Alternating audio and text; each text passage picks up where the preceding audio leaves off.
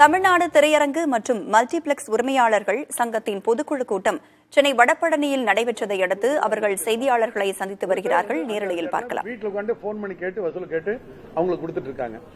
அதுக்கு நம்ம பேட்டா கொடுக்க வேண்டிய ஒரு முறை இருந்துட்டு இருக்கு. அந்த முறையை மாத்தி இப்ப எப்படி மல்டிபிளெக்ஸ் திரையரங்கில் இருந்து டெய்லி ஒரு ஷோ முடிஞ்சோடனே அவங்களுக்கு நாங்கள் மெயில் போட்டுறோம். மல்டிபிளெக்ஸ் திரையரங்கு அந்த ஷோ பை ஷோ வந்து மெயில் போயிடும். அவங்களுக்கு இவ்வளவு ஆடியன்ஸ் இருக்காங்க, இந்த டிக்கெட் ரேட் வாங்கிருக்கிறேன்னு அதை அவங்க எப்போ வேணாலும் செக் பண்ணிக்கிட்டோம். ஸோ தனியா ஒரு தியேட்டருக்கு ரெப்ரஸன்டேட்டிவ் போட்டிருந்த காலம் போய் இப்ப எந்த தனி தியேட்டருக்கு ரெப்ரஸன்டேட்டிவ் வர்றதில்லை. அவங்க வந்து ஒரு இடத்துல உட்காந்துட்டு போன் பண்ணி எல்லாத்துட்டு வசூல் கேட்கறாங்க. ஆனா அதே சமயம் அந்த பேட்டா முறை இருந்துட்டு இருக்கு. அந்த முறையை ரத்து பண்ணி கொடுக்க சொல்லி நாங்கள் தயாரிப்பாளர்கிட்ட கேட்டு ஏப்ரல் 1ஆம் தேதியிலிருந்து அந்த முறையை மாற்றி அமைக்கிறது அப்படின்னு முடிவு எடுத்திருக்கோம். அடுத்தபடியா படங்களுடைய பர்சன்டேஜ் தமிழ்நாட்டில் வந்து அதிகபட்சமா 60% இருந்துட்டு இருந்தது. 1960, 65 காலகட்டம்லாம் அது 65 மாறி 70 மாறி 75 மாறி இப்ப 80% வரைக்கும் வந்துருச்சு. சோ இந்த 80% பங்கு தொகைங்கிறது வந்து திரையரங்குனால செலுத்த முடியல. மிகப்பெரிய சிரமத்தில் இருக்கு. நம்ம பக்கத்தில் இருக்கிற கேரளா மாநிலத்தில் எடுத்துக்கிட்டீங்கன்னு சொல்லிட்டு ஏறத்தாழ 50 ஆண்டு காலமாக ஒரே பர்சன்டேஜ் தான். அதாவது எவ்வளவு பெரிய நடிகர் அங்க இருக்கிற பெரிய ஸ்டாருங்க மம்முட்டி, மோகன்லால் இல்ல 2 பேரும் சேர்ந்து நடிச்சாலும் சரி, எப்படி நடிச்சாலும் சரி, எந்த படமா இருந்தாலும் அதிகபட்சம் விநியோகத்தில் பங்கு தொகை 60% தான். அதுக்கு மேல கிடையாது.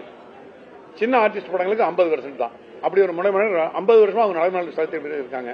நம்மளும் நம்ம அசோசியேஷன் மூலமா அதிகபட்சம் எங்களால் இனிமேல் 60% மேல கொடுக்க முடியாது, 70-80 கொடுத்து எங்களுக்கு டோட்டலா கட்டுப்படி ஆக மாட்டேங்குது, திரையரங்கில் இன்னைக்கு மூடப்பட்டு வர நேரத்தில் நீங்க டைம்ஸ் அதிகமா கேட்காதீங்கன்னு சொல்லி விநியோகத்தையும் தயாரிப்பாட்டி கோரிக்கை வச்சு எங்க சங்கத்திலிருந்து இந்த 1ஆம் தேதியிலிருந்து அதிகபட்சம் 60 தான் டைம்ஸ் கொடுக்கறது, அது மாதிரி பண்ணி கொடுங்கன்னு சொல்லி அவங்ககிட்ட ஒரு வார்த்தை கன்வே பண்ணிட்டு அதை நடைமுறைப்படி கொண்டு வரணும் சொல்லி முடிவெடுத்திருக்கோம்.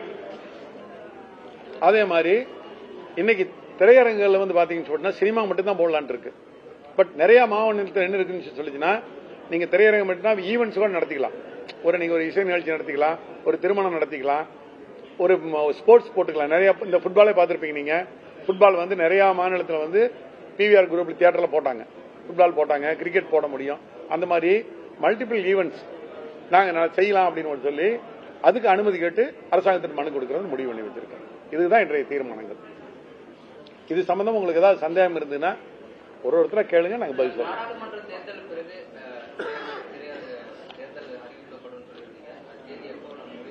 திரையரங்கள் தேர்தல் நாங்க வந்து ஜூன் மாசம் சொல்லி முடிவு எடுத்திருக்கோம். நாடாளுமன்ற தேர்தல் முடிஞ்சதுக்கு அப்புறம் நாங்க நிர்வாகிகள் கூடி ஜூன் மாசம் எங்க சங்கத்துக்கு, ஏன்னா சங்கத்துக்கு வந்து இந்த இடையில இந்த கொரோனா வந்ததுனால எலெக்ஷன் வைக்க முடியல, அதனால ஜூன் மாசம் தேர்தல் நடக்கிறோம் முடிவு பண்ணிருக்கோம்.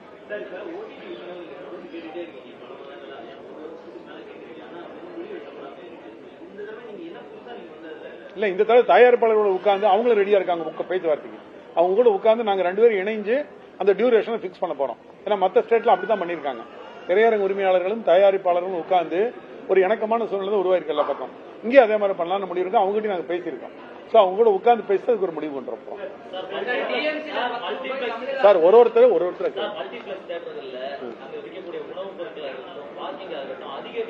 அதிகமா இருக்கு. அதாவது சாதாரண மக்கள் அக்சஸ் பண்ண முடியாத லெவல்ல இருக்கு. டிக்கெட் ரேட் கம்பேர் பண்ணும்போது இது அதிகமா இருக்கு. சரி ஃபீல் பண்றாங்க. இதனாலயும் எண்ணிக்கை குறையலாம்ல, வரக்கூடிய எண்ணிக்கை அதை குறைக்கிறதுக்கு ஏதாவது வாய்ப்பு இல்ல? இது வந்து எப்படின்னா ஒரு வியாபாரத்துல வந்து ஒரு உணவுப் பொருளா மத்ததை வந்து நிர்ணயிக்கப்பட்ட விலைங்கிறது ஒண்ணும் கிடையாது. அதுக்கு ஒவ்வொருத்தரும் ஒவ்வொரு குவாலிட்டியில ஒரு பொருள் விற்கிறாங்க. உங்களுக்கே தெரியும், ஒரு ஸ்டார் ஹோட்டல்ல ஒரு உணவு பண்ண என்ன விலை, ஒரு சாதா ஹோட்டல் என்ன விலை தெரியும். சாதா ஹோட்டல்ல விற்கிற விலைக்கு நீங்க ஸ்டார் ஹோட்டல் விற்கணும் உங்களால கேட்க முடியுமா? இல்ல எண்ணிக்கை வரக்கூடிய அது எப்படின்னா தன்னை போல அவங்க குறைச்சுக்குவாங்க. ஆடியன்ஸ் வரலினா இப்ப உங்களுக்கே தெரியும், இந்த பழைய ரிப்பீட்டட் படங்களுக்கு 50 ரூபா 60 ரூபா 70 ரூபாய்க்கு நாங்க தேட்டர் டிக்கெட் விற்கிறோம் இல்லைங்களா? ஏன்னா ஆடியன்ஸ் இப்ப வேற வந்தங்காட்டி நாங்க உடனே டிக்கெட் ரேட் குறைச்சிட்டோம். அது கூட இப்ப அவங்க ஒரு கோரிக்கை வச்சிருக்காங்க. என்ன சொல்லியிருக்காங்கன்னா சிறிய படங்களுக்கு அதிகபட்சம் 100 ரூபாய் கட்டணம் பண்ணி கொடுங்கன்னு கேட்டிருக்காங்க. பாரதிராஜா ஒரு அறிக்கை பார்த்திருப்பீங்க. எங்களுக்கு அந்த அறிக்கை வந்திருக்கு. நாங்க அவங்ககிட்ட சொல்லியிருக்கோம், சார் இந்த ஓடிடி பத்தி உட்கார்ந்து பேசும்போது அதை பத்தி நம்ம நிர்ணயம் பண்ணிக்கலாம். சின்ன படங்களுக்கு கட்டாய கட்டணத்தை பொறுத்தவரை ரீசனபிள் இன்னும் கொஞ்சம் குறைச்சா பண்ணலாம் அப்படின்னு சொல்லியிருக்கோம். அது அவங்களுக்கு நாங்களும் உட்கார்ந்து பேசும்போது முடிவெடுத்து 2 பேரும் சேர்ந்து உங்களுக்கு அறிவிப்போம். ஒரு எந்த தாராளமா சாத்தியம் இருக்கு. இல்ல அரசாங்கம் வந்து என்ன சொல்லியிருக்காங்கன்னா ஒரு எம்ஆர்பி கொடுத்திருக்காங்க. 150 rupees MRP plus tax GST எல்லாம் சேர்த்து மேக்ஸிமம் 190. இது அரசாங்கம் கொடுத்த ரேட்டு. அரசாங்கம் என்ன சொல்லியிருக்காங்கன்னா எம்ஆர்பிங்கிறது வந்து நாங்க கொடுத்துட்டோம். எம்ஆர்பியில் நீங்க கம்மியா வித்தீங்கன்னா அரசாங்கம் உங்களை கேட்காது. ஏன்னா பொதுமக்களுக்கு பயனடைய போகுது அது. இப்ப நீங்க ஒரு பொருள் இருக்கு, எத்தனையோ உணவுப் பொருள் நீங்க பாப்பீங்க, எம்ஆர்பி இருக்கு. ஒரு பிஸ்கட் எம்ஆர்பி விலை 25 ரூபா இருக்கும். பட் ஒரு ஸ்டோர் நீங்க போய் கேட்டீங்கன்னா அதே பிஸ்கட் 20 ரூபாய்க்கு விற்பாங்க. அதுதான் கேள்வி கேட்காது, கோர்ட்டும் கேள்வி கேட்க மாட்டாங்க. ஏன்னா பொதுமக்கள் பயனடைகிற வகையில் நீங்க விலையை குறைக்கும் போது அரசாங்கம் ஒன்றும் சொல்லாது. சோ விலையை குறைக்கும் போது அரசாங்கம் சந்தோஷம் தான் பட்டுக்குவாங்க, மக்களுக்கு பயனடையுது, அதனால தாராளமா பண்ணுங்கன்னு சொல்லுவாங்க.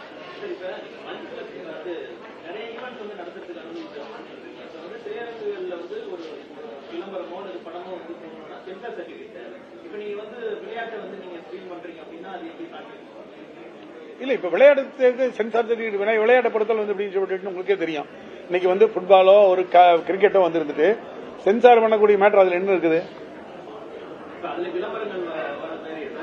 அதுல விளம்பரம் போட மாட்டோம். அதை பொறுத்தல் எப்படின்னு சொல்லிட்டு விளம்பரங்கள் கட்டாயம் சென்சார் பண்ணி தான் போடுவோம். அந்த கிரிக்கெட் மேட்ச்ல மேட்ச் மட்டும் தான் நாங்க போடுவோம். ஃபுட்பால்னா ஃபுட்பால் மேட்ச் மட்டும் தான் போடுவோம்.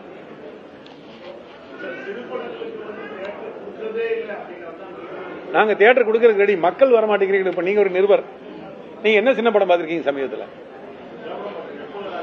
என்ன படம் பாத்தீங்க? கேட்கலாம். எப்பொழுதும் ராஜா. அந்த மாதிரி இந்த மாதிரி சிறு படங்கள் ஒரு வருஷத்துக்கு 150 படம் 190 படம் வருது. ஆர்டிஸ்டே கண் தெரியாத படங்களை பாக்குறதுக்கு மக்களே விரும்ப மாட்டேங்கிறாங்க. மக்கள் இன்னைக்கு உங்களுக்கு மக்களுடைய மென்டாலிட்டி எப்படி மாறிடுச்சுன்னா, இன்னைக்கு ஒரே நிமிஷம் நான் முடிச்சிடறேன் தம்பி, நான் முடிச்சிடறேன் அப்புறம் நீங்க கேளுங்க. அவர் ஒரு கேள்வி கேட்டிருக்காரு, அதுக்கு நான் பதில் சொல்லிடுறேன், அப்புறம் நீங்க கேளுங்க.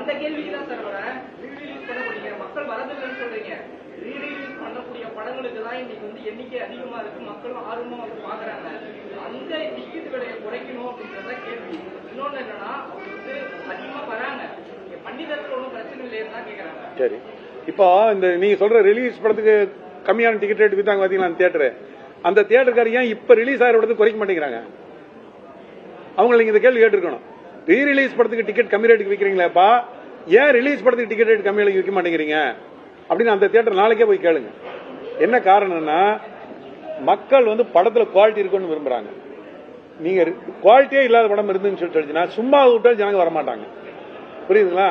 இந்த 200 படம் எடுக்கிற படங்கள், இந்த சிறு படங்கள் நீங்க சொல்றீங்க பாத்தீங்களா, இந்த சிறு படங்கள்ல ஒரு 150 படங்கள் எந்த விதமான அனுபவமும் இல்லாம, எந்த விதமான நோன் பேஸும் இல்லாம, அதனுடைய கண்டென்ட்டே ரொம்ப வீக்கா இருக்குது.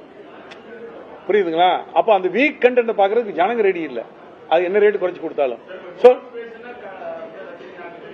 நான் முடிச்சிடறேன். ஒரு கேள்வி கேட்டீங்கன்னா அது தொடர்ச்சியா முடிக்கிறதுக்குள்ள நீங்க கடையில கட் பண்ணீங்கன்னா எப்படி அதை நான் ஃபுல்லோவா பேசுறது?